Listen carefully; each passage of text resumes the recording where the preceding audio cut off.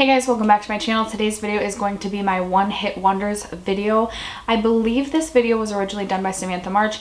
I always talk about her on my channel. I do a lot of the same videos that she does just because she gives me such great inspiration for my channel, especially when I'm feeling in a rut. So I will leave the link for her video down below in my description bar, as well as her channel. If you haven't already checked her out, I would just so highly recommend going and checking out her channel because it's phenomenal. In this video, I'm going to be talking to you about products from brands I only own one item from. So maybe I got it sent to me in a BoxyCharm, or maybe I've only purchased one product from that brand. And I'll try and talk you through the whys or whatever it may be. But I'm just going to be sharing with you the products in my collection that I only own one product from that brand from, if that makes sense. So if you guys are interested in the products that I have in my makeup collection that I only own one product from the line, then just keep watching. When I first started to make my list of products for this video, I actually didn't think that I would have a lot to talk about. I almost felt like I couldn't even make this video because I would only have a few items to talk about. But when I started to go through my collection, I actually found that I have a ton of different brands that I only own one product from. So to kick it off, we are going to talk about LA Girl, and this is a palette that I own from LA Girl. I picked this up at CVS just on a whim, and it is their spice palette, and it says it's from their blush collection, but it comes with two different blushes, a bronzer, as well as a highlight. And to be honest with you guys, I have maybe used this one time, and I've had it probably have this close to a year now. This is just one that I feel like when I buy things, especially on a whim, or when I buy things in a huge, like if I do like a huge haul, there's stuff that just gets like lost in the scheme of things, and I don't even end up really giving it a fair try. So this is one that I feel like I need to pull out and use and give it a fair try before I decide whether or not to keep it. I don't know, as I swatch these out, the pigmentation on them doesn't seem that great, and they seem to swatch a little bit chalky. So let's see what the highlight looks like. Looks like a very, very subtle highlight. You probably won't even be able to see it shown right here on my hands. Anyway, I'm gonna pull this out, I'm gonna give it a fair try, and we shall see if I decide that I like it or if I'm decluttering it. Next up is another affordable brand, and this is Makeup Revolution. I have one of their Vivid Baked highlighters, and I actually love this highlighter. I was obsessed with this last summer, and I need to pull this out again because I haven't used this in a little bit. But Makeup Revolution is a brand that I've wanted to purchase more from. It's just never been like on the top of my list when I go to Ulta. I always peruse their section, but usually by that point I have a ton of stuff that I'm already buying, and I'm like, no girl, like reel it in, get it together. You don't need anything else. So I definitely am interested in trying more from Makeup Revolution. I know I've heard really good things about their concealer, I think it is, and then I think they also have some liquid highlighters, which actually I was more into liquid highlights last summer, and now I'm kind of more into cream highlights. But if you guys have any good recommendations on products that you like from Makeup Revolution, definitely let me know in the comment box below, because I have absolutely been thinking about purchasing more from this brand. Next up, I have this Athena palette from Bad Habit. I had seen a YouTuber talking about how this was basically a dupe for the Desert Dusk palette. This was before like everyone started talking about Bad Habit, and I purchased this again kind of on a whim, but I've been eyeing the Desert Dusk palette for such a long time, but was unwilling to pay the $65 for it. So I thought that this might be a good alternative. I've only used this one time, and for me the quality is like, it's okay. I'm gonna use this a couple more times, but I don't necessarily know that this is a palette that I'll keep through my next palette declutter, just because I don't find the quality to be that great on this. And I know I've heard that with Bad Habit there's a lot of hits and misses, so some palettes are really great and others are just not so great. So maybe this is one of the ones that's just not so great, but for me, I'm kind of unimpressed. And I'm not the biggest fan of dupe palettes. Again, I know I was unwilling to spend the $65, so like there's dupe palettes are good for that purpose, but sometimes I just rather get the real thing. So I think that's another thing that kind of has held me back from purchasing any more from Bad Habit. But let me know, you guys, have you tried anything from Bad Habit, and what has your experience been? Next, I have this foundation from Dermablend. This I purchased when I saw, what did I see? It was like an Instagram ad basically promoting this as something that could cover up tattoos. And I purchased this as originally just wanting to like see if that was legitimate. I thought maybe I could make some sort of video on it on my YouTube channel. This was like a year ago when I was just first getting into YouTube and trying to like think of video ideas, etc. So I actually have never even used this on my face, and I've had this for a long time, you guys. Like, we're talking probably a year. If I had opened this, it'd definitely be past expiration. It probably still is expired, but I should pull this out and I should try it. It's just, I know this is such a full coverage foundation, and I'm just not a full coverage foundation type of gal. I definitely like more light to medium coverage foundations, so I just feel like a part of me knows that I feel like I'm not gonna like this, even though I'm like judging this before giving it a fair shot. But yeah, and then I don't know, Dermablend I hadn't heard of before I purchased this, and obviously I've seen them in my Ulta and stuff now, but there's just nothing that's really called to me to feel like I needed to make another purchase from them. So that's kind of why I just have this one little guy from Dermablend, and that's it. Next is a product that I got in a BoxyCharm, and it is by the brand Winky Lux. This is their kitten palette in collaboration, I think, with BoxyCharm, and I haven't ever even tried this. I've really been interested in trying it, but I just feel like every time I go to pull this out, I feel like I don't know what look I want to create with it, so I just kind of lean towards other palettes. So I definitely need to give this a try or pass it along to my sister if I don't like it. I know that Winky Lux has other palettes in their collection, but again, this is just, I've never even tried this, so I'm not ready to go purchase anything else from Winky Lux without having tried this first. Let me know, you guys, have you tried Winky Lux? Are you subscribed to BoxyCharm, and did you get this and did you like it? Yeah, let me know. Next up is a lip product, and I limited myself to one lip product to talk about in this video, because if I didn't, I would have so many more brands to talk about, because I had been on sort of like a kick when I was in my liquid lipstick review videos, when I was doing those consistently, which I haven't done one of those in a really long time. If you guys want me to bring those back, let me know, but I feel like I haven't been liking liquid lipsticks as much anymore.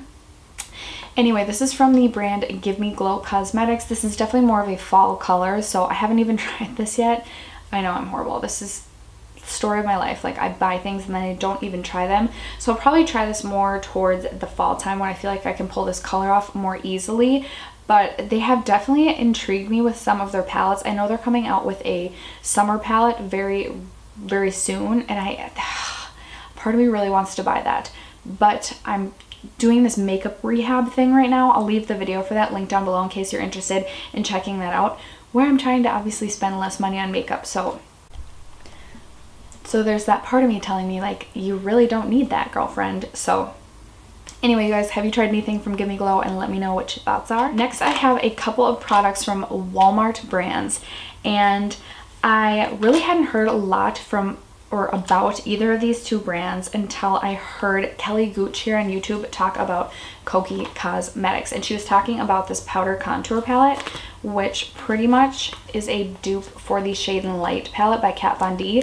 So as soon as I saw her mention that, I had to check it out, and I hadn't been to a Walmart in probably well over 2 to 3 years, and that was when I also saw the Hard Candy brand, which I've heard mentioned but haven't heard a whole lot about.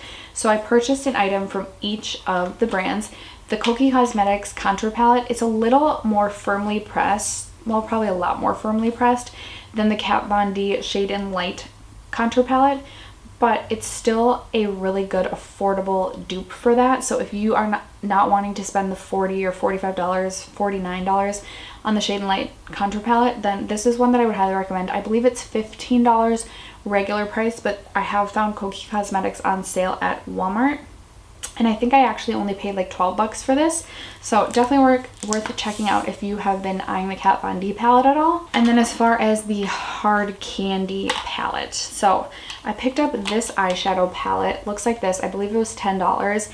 I have used it, I think, 2 times, and to be honest, I think this is really crappy. Like, it's not good quality. You may as well save your $10 and save another $10 to try and get like a better palette. Like, for example, the Milani Bold Obsessions palette, they retail regularly for $20, but I got mine at Walmart for $15, so for just $5 more, you're getting a much better quality palette than this hard candy one. But this is no good, you guys. I don't know, that's just my opinion. Let me know if you've tried anything from Hard Candy and what your feelings are, but for me, the one product that I have tried by them, not a fan. Okay, I promise I only have a few more left. Next is a sleek makeup item, and this is the Solstice highlighting palette that was all the rage about, I think it was 2 summers ago.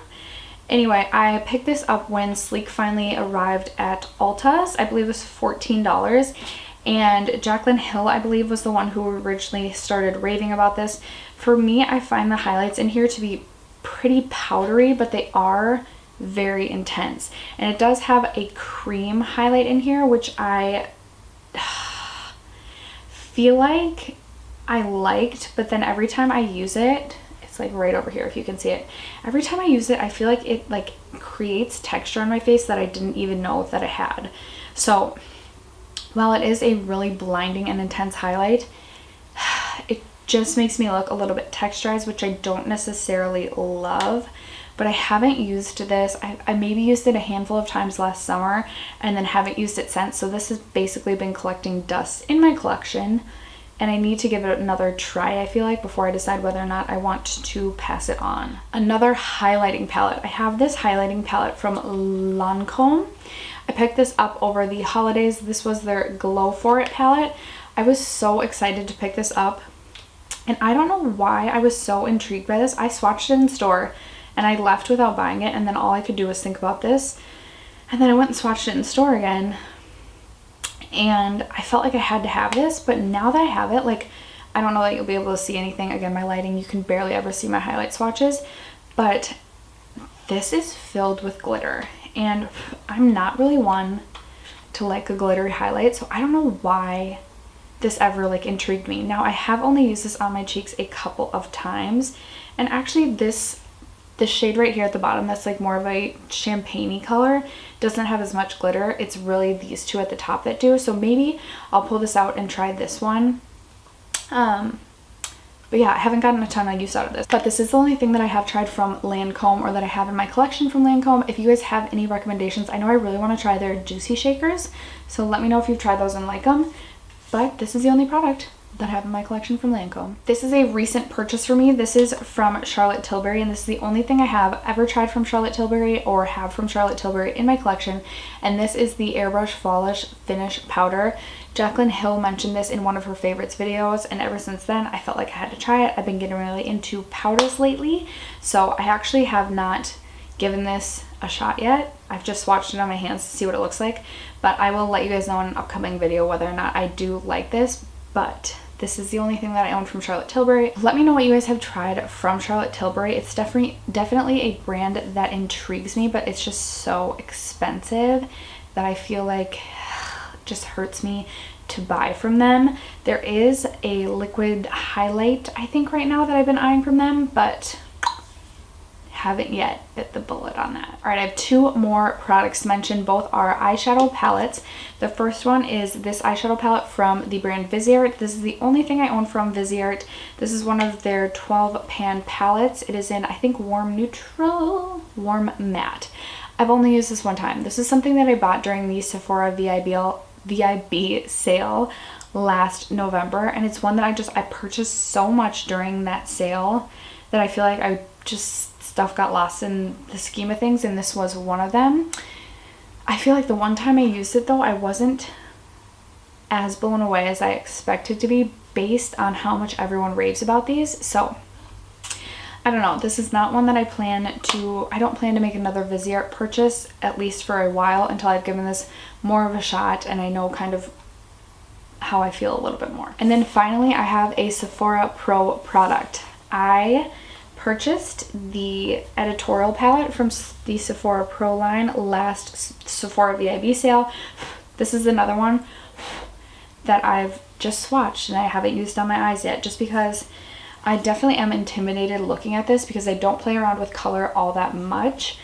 But I wanted to get this palette because I had heard good things about it and wanted a good palette with lots of colors in my collection, so that if or when I do start to experiment more with color, I will have a good palette for that. I definitely love how this package, or how the packaging on this feels. It's sleek, but it's really heavy, so it feels, I don't know, this just like, it feels luxurious to me for some reason. But anyway, this is actually the only thing currently in my collection from Sephora Pro. In the past, I've tried some of their single eyeshadows. I haven't been that impressed by them, and I've since gone on to declutter them. But that is the only thing from Sephora Pro, or the Sephora collection, that is currently in my makeup collection. So after that, that is going to conclude all of the brands that I only own one product from. Let me know in the comment box below what brands you only own one product from. If you have any recommendations for upcoming videos, let me know. I'm definitely wanting your guys' feedback on that. Other than that, if you haven't already subscribed to my channel, don't forget to do so before you go, and I'll see you guys in my next video. Bye!